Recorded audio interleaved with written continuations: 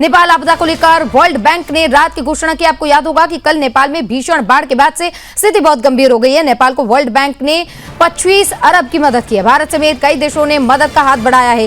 नेपाल में मृतकों की संख्या 162 पहुंच गई है, जिनमें 70 पुरुष और 45 महिलाओं के साथ 47 बच्चे शामिल हैं। रेस्क्यू करके कई जानें बचाई भी गई हैं, लेकिन मृतकों की संख्या बढ़ने की भी आशंका जताई जा रही है। 10 टन राहत सामग्री लेकर भारत का कार्गो विमान पहुंच चुका है। 32 पुल ध्वस्त हुए हैं। कल के इस भीषण बाढ़ जो आई है, भीषण तबाही जो हुई है, उसमें 32 पुल बह गए हैं। भारी नुकसान हुआ है। शत विक्षत अवस्था में शव बरामद किए गए हैं। वहीं नेपाल चीन सीमा के पास रसुवा बॉर्डर पर भूस्खलन की भी खबर इस बीच सामने आ रही है।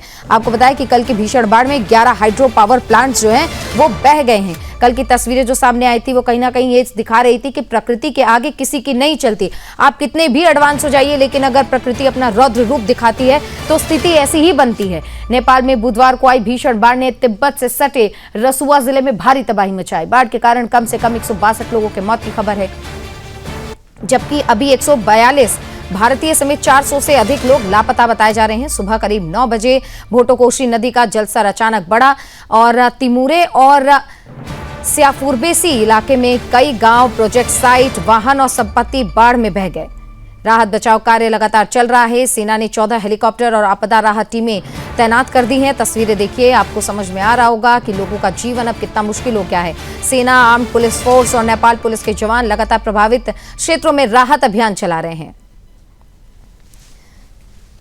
कल जो तस्वीरें सामने आई थी, शत विक्षत अवस्था में शव बरामद किए गए थे।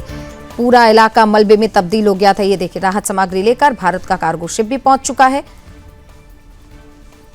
और 162 लोगों की अभी तक मौत की खबर सामने आ रही है। हालांकि मरने वालों की संख्या जो है वो बढ़ सकती है और 142 भारतीय समेत 400 से ज्यादा लोग लापता बताए जा रहे हैं।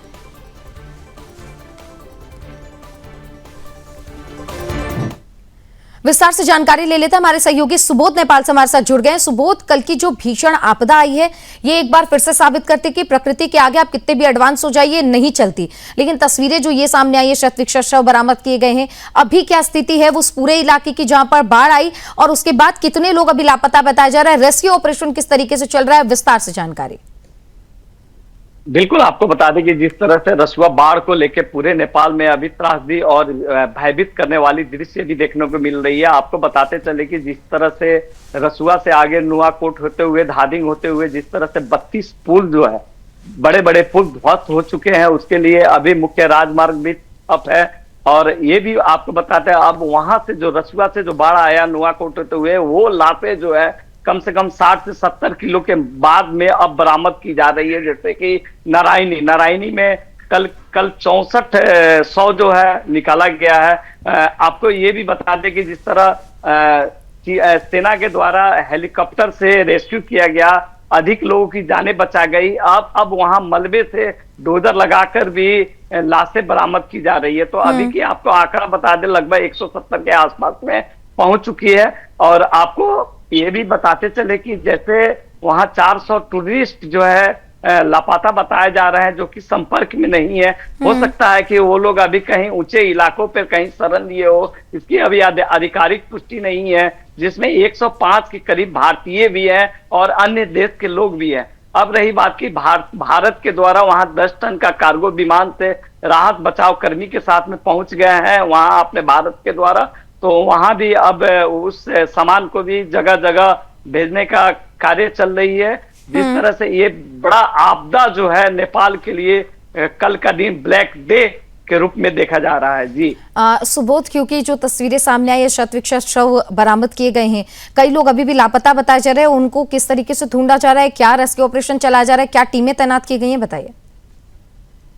बिल्कुल, अभी नेपाल सेना की टुकड़ियां जो है विभिन्न जो जगह है जहां से अब पानी तो कम हुआ है, जो वहां पे मलबा का ढेर बहुत काफी है और बहुत दलदल सा जमीन है, वहां डोजर लगा के, डोजर के माध्यम से वहां पे निकाला जा रहा है। 100 जो है विक्षत स्थिति में है। कहीं उस 100 को हम लोग वीडियो पे स्क्रीन पे दिखा भी नहीं सकते हैं। इस तरह की स्थिति है कि वो देखने के बाद में आंसू जो है निकल जा रहे हैं और लोग भयभीत हो जा रहे हैं कि इस तरह की आपदा नेपाल के इतिहास में पहली बार आया है। और ये भी आपको बताते चले कि जो लंदे नदी है चीन चीन सीमा पर रसुआ बॉर्डर के पास, वहां से 20 किलोमीटर पूर्व में लगती है। उस नदी से ही ये बाढ़ आया है और वहां पे जो हिमस्खलन जो हुआ है बिल्कुल भूस्खलन हुआ, बिल्कुल की बात हुई है। सुबोध, ये नई चीज नहीं है, क्योंकि हमेशा से चाइना जब पानी छोड़ता है तो नेपाल जब प्रभावित होता है तो उससे भारत का बिहार भी बहुत प्रभावित होता है, लेकिन इस बार की जो तबाही है ये हर बार के रिकॉर्ड को तोड़ रही है। बहुत धन्यवाद सुबोध आपका विस्तार से जानकारी के लिए।